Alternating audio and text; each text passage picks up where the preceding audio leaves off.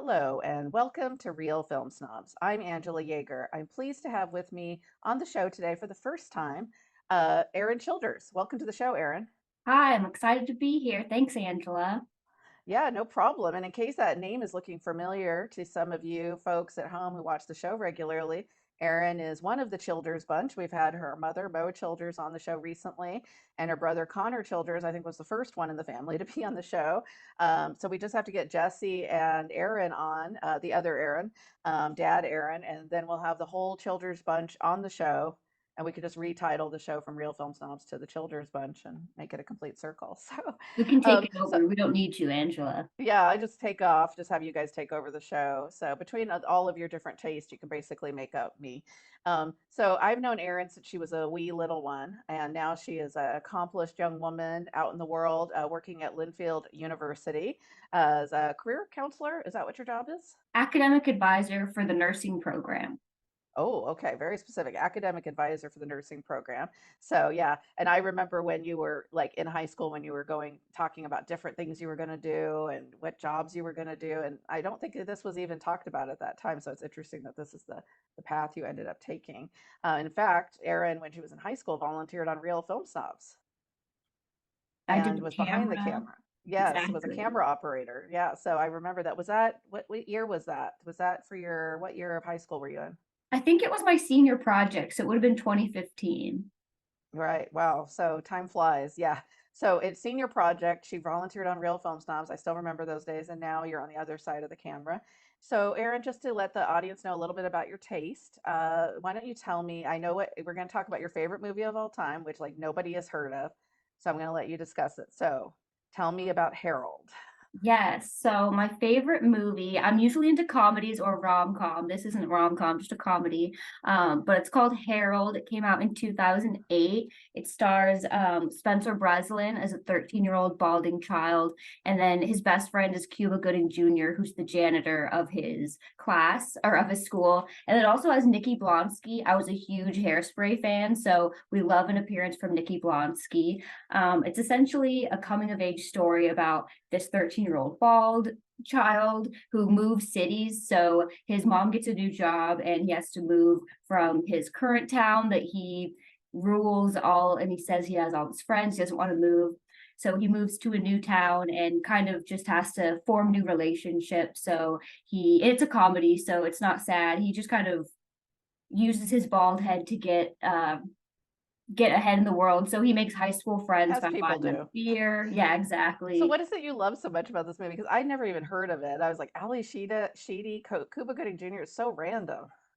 Yeah, I discovered it on Netflix like at the beginning of the streaming. I think it was just on my suggested, and I was in like fifth or sixth grade, I think, and I clicked on it. And I don't know, the writing's really good. It has really good humor. I don't know, it feels like there's a joke every minute, but they don't make it like too obnoxious. The back of the box says it's Napoleon Dynamite with higher IQ, though I don't think he's a genius or anything. Uh-huh. But I don't know, it's just really good. I definitely think it's a hidden gem. So if anyone wants to check it out, it's We really wanted to funny. review it for this episode, but it's not available on streaming, so we thought that would be a little unfair to our viewers. But we might review it if we bring Erin back for a future episode. So you like comedies, you like rom-coms. We're going to be reviewing a few films in sort of that genre. I definitely think that this episode we picked some lighter films. There's nothing too heavy duty. So why don't we kick it off with our first film, which I picked, which is in theaters right now, Asteroid City, which is the newest film by auteur Wes Anderson. And Wes Anderson is known for making very quirky films that are very, obviously visually stunning, visually detailed. And in recent years, he's gone into having these incredibly gigantic casts. This one is about a televised, so it's a television version of a play. So it's a film about a television show about a play. So get that through your head right there. That's already about a group of people who descend on this rural desert town in Arizona called Asteroid City. And it even shows you like population 87 at the very front to compete in a junior stargazing event. So all the children that are descending this town are basically like science nerds, essentially, which is a big part of where a lot of the film's humor comes from. It's set in 1955. Every actor pretty much in Hollywood is in this movie, so I won't get into listing all of them. The main characters that it focuses on are Jason Schwartzbaum's character, who is a grieving widower who just recently lost his wife. In fact, his kids don't even know that, that their mother's gone yet at the beginning of the film. He has 4 kids. His older son, Woodrow, who is also known as Brainiac, who's in the stargazing event, and then his 3 precocious young daughters, who all look to be about the same age, basically, almost like they were triplets. And then Scarlett Johansson's character, who is an actress playing an actress, playing an actress, playing an actress, who is there and has a deep sense of melancholy about her. And she's there with her daughter, who kind of strikes up a little love relationship with Jason Schwartzbaum's character, or not with his character, with his son's character. So those are just 2 of the characters. Tilda Swinton's in this, Jeffrey Wright, Jeff Goldblum, I Hope Davis. I feel like I could just keep listing people on and on. I know that you are new to Wes Anderson films, Erin, so this is kind of a weird one to enter into. Curious what you thought about it. Yeah, it was definitely not what I was expecting. First, I came in with no expectations at all because I didn't read anything about it. I didn't watch the preview or anything. I thought it was going to be a space movie, to be completely honest. Well, there is an So alien in it, but it's not exactly a space movie. Yeah. yeah, so it was very surprising, first of all, when I came in and it was like first in black and white and then in color. There was a lot of elements of this film, first of all, but it was just generally a lot going on. I think for me, it was hard to distinguish the relationships between what was going on in the play itself and what was going on in the show of the play production, which it the cinematography, it really went back and forth between black and white and color, which black and white was them filming the show, and then in color was supposed to be the scenes in the actual play itself. So that helped a little bit, but it was a bit confusing when they were having different types of conversations in and out of the different of Right. the play. So that Right. was kind of a lot. But another thing is just there were so many different characters, like you mentioned, and relationships. I don't know, I felt like, yeah, if they zoomed in on just a couple different ones, or maybe like, yeah, explained more about some specific characters, it would have been more of a story. But it was hard for me to put all the pieces together and kind of understand the ending and all of that. Yeah, I feel like I got Yeah. the movie up until 3/4 of it, and then it just kind of turned and I was like, whoa, what just happened? The ending is very confusing and I don't think easy to summarize. I would say, my take on it is that he's going for this idea. Of course, grief is one of the big, permeating emotions throughout the film. There's been several characters that have lost and are dealing with loss in their life. And I think there's also this element of there's the scene, one of the scenes that I think that shows what you're saying is the Jason Schwartzman character walks out of the scene they're filming, which is in color, and then he becomes in the black and white world, which is supposedly the real world. He takes off his beard and mustache, and then he's talking to the director, played by Adrian Brody, and he says, "Well, why did my character do this? I don't understand why And he says, "It doesn't matter. You don't need to understand it." So I feel like that's almost like how the film could be surmised in a way, but and there is it's a lot. I mean, there's a lot going on in this movie. The kid actors I think are terrific. He works really well with children, which he also did in Moonrise Kingdom and has done in quite a few of his films actually. But I really miss, in his earlier films, the ones that I like the best, like Rushmore, which also starts Jason Schwartzman, although he was in high school then, and Bill Murray, or even the Royal Tenenbaums, which is just about one family. He really was able to focus on a smaller set of characters, and so you're able to get a little deeper into them. With this, with so many people, there's at least 50 actors maybe in here. I just felt like it was just people whizzing by, and it's like, oh, there's Hope Davis, there's Tilda Swinton, and it felt very chaotic in that way. Um, but we should talk about the look of it because I think that's the strength, and it's always the strength in Wes Anderson films. But this one, he really outdoes himself. It's beautiful. The color sequences are gorgeous color. It's like it's like the desert reimagined in like a Hollywood fantasy or something, with the bright oranges and the blue of the sky. And he uses miniatures to create the town, like real life miniatures that you build. So you have the gas station and the little diner, you know, because the town is only like four set pieces really, but it's there's all these intricacies and the little cabins where they're all sleeping. And the crater, of course, that's the famous part of the where the town is famous for, right?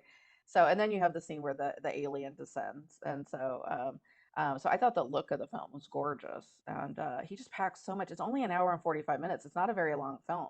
Now you think about it, there's almost like five films in this hour and 45 minutes. That could have been, you know, you could have almost just focused on the Scarlett Johansson character, or just focused on the one, you know, the Jason Schwartzbaum character. Or there's also the one family, the Asian family, and they have, you know, this whole thing that goes on. That's a whole other subplot, right? By the way, with the government putting them in quarantine and they can't Mhm. leave once the alien visits. That's another plot that happens.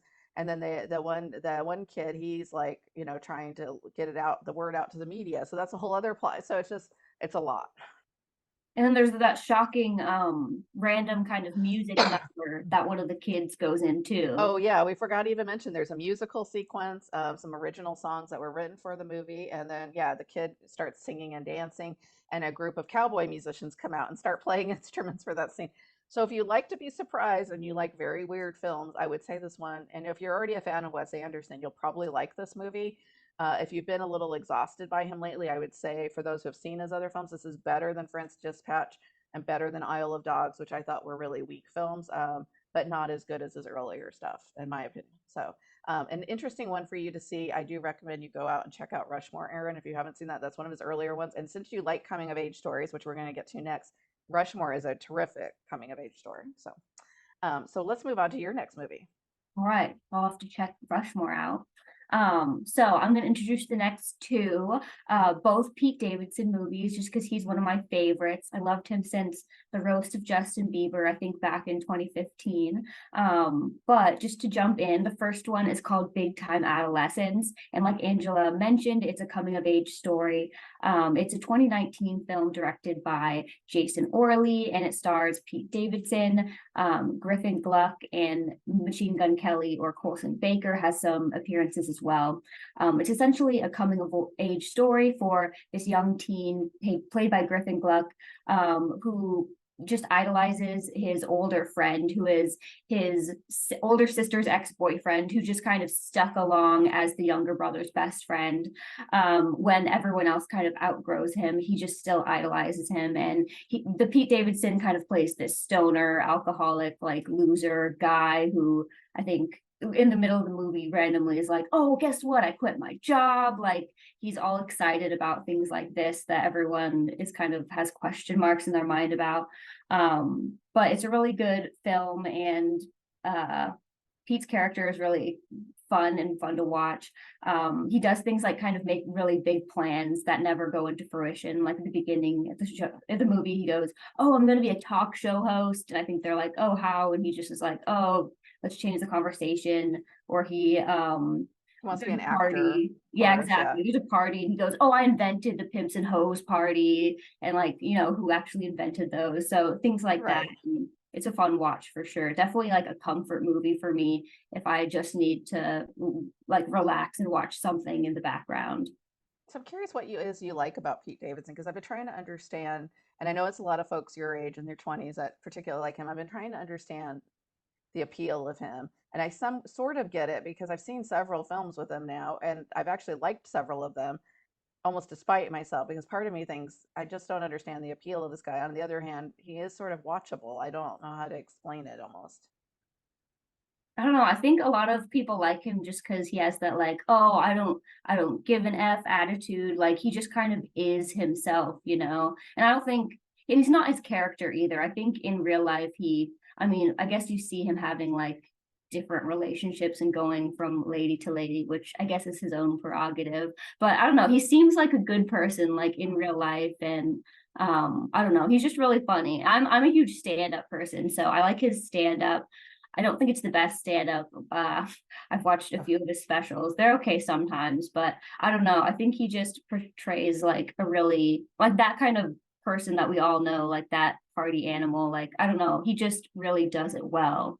Right. Yeah. And here again, he plays these kind of characters a lot, which is why I think people think he's like that, right? Like a loser, slacker, although now in real life, he's a really rich, not so much a loser, maybe a slacker. I don't know. Very heavily tattooed rich guy in real life. But what I thought was charming about this is this relationship between him and this 15-year-old. You know, it's obvious like that this guy has problems, right? Because he's in his 20s and he's still wanting to hang out with a 15-year-old. So we know that's not great, right? But like, and we know he's a bad influence and he's having the kid do lots of things he shouldn't be doing. But there's something about him that still is likable. Like you really can't make Pete Davidson's character into a villain, his character Zeke into a villain in this movie because it's well-meaning. You know, you can tell he genuinely likes the kid. He's not doing it to be a bad person. It's just who he is. And we also get the sense he's maybe had a rough life himself. They mention at some point that he lives in this house that was his grandma's house and that his grandma raised him. And you get the sense maybe compared to a lot of the other people in the film, he's not as well off. So there's like an economic aspect there that I liked. So and the main character, the main kid Mo, is really well played, and I liked a lot of the side characters. So yeah, it's a good coming of age story. I was surprised I hadn't even heard of this, and it came out in 2019. So I was a little surprised that I had never even heard of the film. So I think it's a fun watch for sure. So we should move on to your next one. Definitely. All right. So the next one, another Pete Davidson, like we mentioned, was Bodies, Bodies, Bodies, which was a 2022 dark comedy slasher type film, which was really interesting. I liked it. It was an A24 movie, if that tells you anything, directed by Halina Reijn, starring Amanda Steinberg, Maria Baccalora, who was in Borat 2, and of course Pete Davidson, who unfortunately dies somewhat earlier in the movie than I'd be happy about, but he still sprinkles his presence in there. Basically, the movie is about a girl, Sophie, who reunites with her group of rich people friends. They're like mid-20s, after she goes to rehab at this remote sort of middle of nowhere mansion party during a storm. Essentially in the movie, they play this game called Bodies, Bodies, Bodies, which is a werewolf slash mafia type game where someone is the murderer, and they every round they like pick who they think the murderer is, and that person dies off. And then eventually it actually turns into an actual murder game when the lights go out and all of the service is out. But I thought it was kind of an interesting movie. And I wouldn't say it was great, but I thought it definitely had a twist ending I wasn't expecting. And I also really enjoyed the fact that I feel like it did well in the writing. In fact, that for me at first I was like, oh, okay, I know it's this person, because I like kind of guessing who I think the murderer is at the end. Right, I was murder like, oh, I mystery. think it's Yeah. this girl. Yeah, so I thought it was this one girl, and then she gets killed off, and then I was like, what? So then you think it's the next person, and then they're just kind of, first of all, not afraid to kill off the entire cast, which I thought was kind of interesting. But I don't know. And then there's just this ending at the end that I wasn't expecting at all. That was just really shocking. So that's kind of why I wanted to review it and see what you thought about it, Angela, because it was just, Yeah. I was surprised for sure. Yeah, and I had not seen this. It got a lot of attention when it came out last year, and in part because A24 is very good at marketing, and it got really good reviews overall. So I was interested in it. It is interesting. It came out as the same year as the Knives Out Glass Onion movie, which is also about a murder mystery game where a bunch of people descend in one location to play a murder mystery game, and you always immediately think, okay, this isn't going to go well. You know, whenever a bunch of people come to an isolated location to play a murder mystery game, that people are going to end up dead. And sure enough, that's what happens here. They're all at the house of Pete Davidson's family, who is like this gigantic mansion, you know. So I thought that was a fun premise. And then where it goes, like you said, is unexpected. We won't give it away because if you haven't seen the movie yet, that is really the best part about it is the twist at the end. The weakest part of the movie to me is that I didn't like any of the characters, and so I feel like in a murder mystery story, if you're going to have a large cast like this where you have people dying, you need to feel invested in someone. And I think the two main characters, the lesbian couple, you're supposed to feel invested in, but I didn't really like either of them, despite the fact I like both of the actors. The one character is pretty narcissistic, the former addict who's gone to rehab. Her girlfriend, who's played by oh, you said her name perfectly, and I can't remember it. The one from Borat too. Maria Baccalora. Yes, thank you for saying it for me. Maria is actually a really fantastic, gifted comedian. In this movie, her character is kind of hard to read. She's kind of the only character that's supposed to be, I think, a little bit more working class. She dropped out of school. She works at Game Hut. So, and she's kind of the outsider, but then she all very readily like kind of joins in with all the games and all the craziness going on. And so that was interesting to me. Rachel Sennett, who's in the film, and she's kind of the hippie-ish, crazy girl of the group. She's the one that brings the older boyfriend with her, who I guess sort of boyfriend. They've been dating online. They met online like 2 weeks before. He's immediately suspected first because they're all like, well, we don't know you. You're older. She met you online. You could be a total creep. But I thought Rachel Sennett was really had the funniest moments in the film because she has the scene where, when they're accusing Greg, the guy she brought to the house, she's like, they were like, "What do you even know about this guy?" And she's like, "Oh, his moon is in Libra. He's a great guy. He's a great person." They're like, "You don't even know his middle name." She's like, "Who knows someone's middle name these days?" So there's some great humor in the movie. I just wished that they had taken the time to kind of develop a few of the characters so that they're not all so unlikable. Because as people were getting picked off one by one, I kind of thought, okay, good. I don't have to hear her anymore because she was annoying or whatever. And as you mentioned, Pete Davidson's character is one of the first to go, which I guess is sort of giving away something, but it happens pretty early in the movie. I But would I did say though, like, okay, I want to no, go say ahead. Yeah. something that I thought was sort of interesting as well about the movie is that as it goes along, although you don't like any of the characters, you kind of see their interwoven friendships that kind of unravel. Because first it's like, oh, this person cheated on this person, and then it's like, oh, I never liked you. Oh, they never liked you. So it's just kind of interesting. I think part of Right. it's Which is another probably thing. They're all supposed to be such a close group of friends, but you find out like all this, the friendship is based on just lies and terribleness, really, because none of these people actually liked each other when it comes down to it, or really good friends. They're all lying to each other, mhm. um, which I thought, or cheating on one another, because there's also a lot of interplay between who's dated who within the friend group. So I did find that interesting. It's very, very hip little movie, and I think for people that like this is, I would call it a slasher comedy, murder mystery. I don't know what, genre you put it in, but it's sort of in those. It's not, when I say slasher movie, it is gory, but it's not scary at all. Like, because it's done with so much, it's so over the top. It almost reminded me of like the Scream movies, and that it's like, it's kind of funny the way it's done. Yeah, I'm assuming that you can recommend this one since you picked it, but we'll have to get to, because you mentioned these aren't like your absolute favorite movies of all time, like Harold. So next episode, if you're willing to come back, I'd like to talk about ones you think are like actually like 4-star films, because that would be interesting. But we're keeping it light, and on that take, we'll pick my last pick, which is Flamin' Hot. Which is about Richard Montes, who was based on his memoir. The name of the memoir was "A Boy, a Burrito, and a Cookie from Janitor to Executive," and this is the person who claims to have invented flaming hot Cheetos. It tells his story growing up, pretty poor in a rough area when he got into gangs, and then eventually lands a job as a janitor at the Frito-Lay company, which was kind of like a big deal for him as a high school dropout that he gets this job.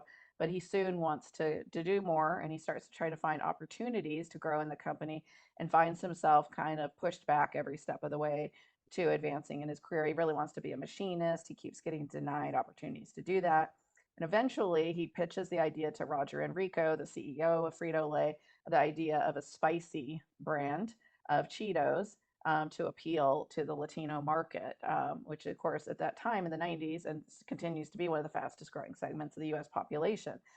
And so that's where it goes. It's an inspirational, type of movie. It's kind of the, if you believe in yourself, you could do anything type of story, which we know all isn't always exactly always true in life, but in his case actually turned out to be true. He was a very successful executive at the company.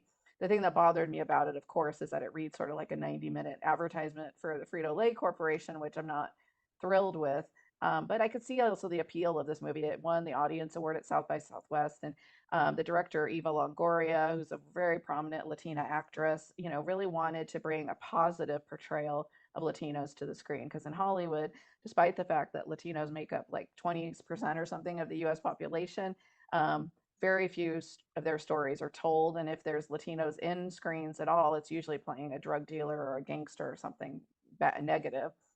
So she really wanted a positive portrayal, and I do admire that. I just wish that the movie didn't read so much like a commercial for a product. But I'm curious what you thought, Erin.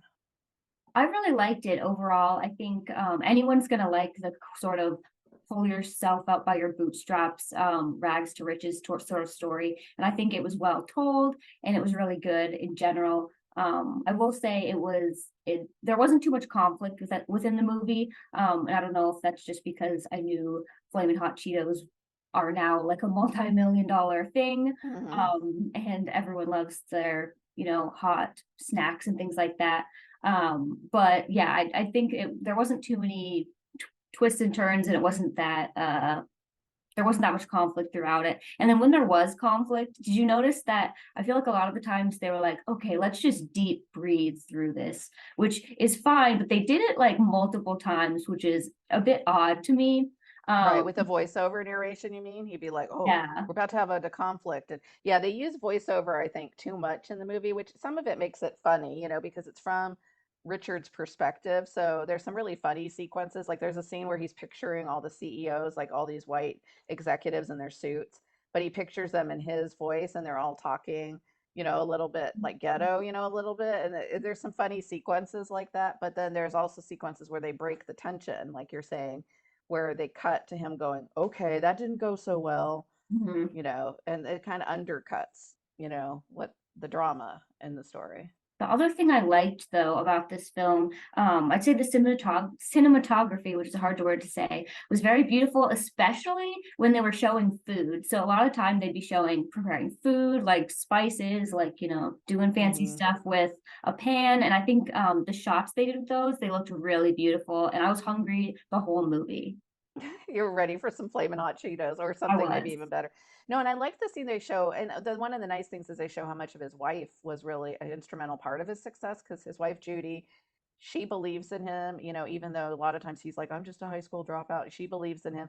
She actually is the one who comes up with in the movie. I don't know if this is true in real life. I don't think so. The actual recipe. So she gets they go to the store and they get a bunch of chiles and they put together a blend, a spice blend, and he brings home some like unseasoned Cheetos for them to like work on and so she's the one who actually cooks up all the chiles and does that. So that's kind of fun, and I liked her character as well because she's like very feisty and she's just no nonsense. Like, okay, stop whining, you got to do it, and she just believes him and pushes him. And of course, they have 3 kids to support, so they, really needed the money. And so I felt like that was it is a very inspirational story. It's, to me, weak on the filming side. I made a crack to a friend of mine who was raving about this movie, and I said, there's a biopic now about the guy who invented flaming hot Cheetos, but we still don't have a biopic about Frederick Douglass, one of the great African American leaders of this country. But I said, but okay, whatever. But I was sort of joking, just in terms of like, but I can see why they wanted a positive portrayal of someone, and it's also something we can all relate to because these spicy products are everywhere now. So, but like you said, because we know they're successful, that takes away from some of the tension. So, but thank you for being on the show, Erin. It was a lot of fun to have you. And I got to do my little wrap up stuff here. So, as always, go to our YouTube channel and hit that little bell, and you'll subscribe to our channel. You'll be notified whenever there's new episodes. We're also on Facebook. We're on CC Media, Scan TV in Silverton, Corvallis, Access Media, KMUZ, and KMWV radio stations. Thanks, as always, to our wonderful Brad Wortman for taping and recording this show. And thank you to you, Erin, for being on the show. I hope you come back. You're a natural on television, so I'd love to have you back and hear more of your perspective. We need to get younger people on this show more and more, so there's not just oldsters like me being all cranky about the state of cinema. So thank you as always. Have a great day and great movies. Bye bye. Bye.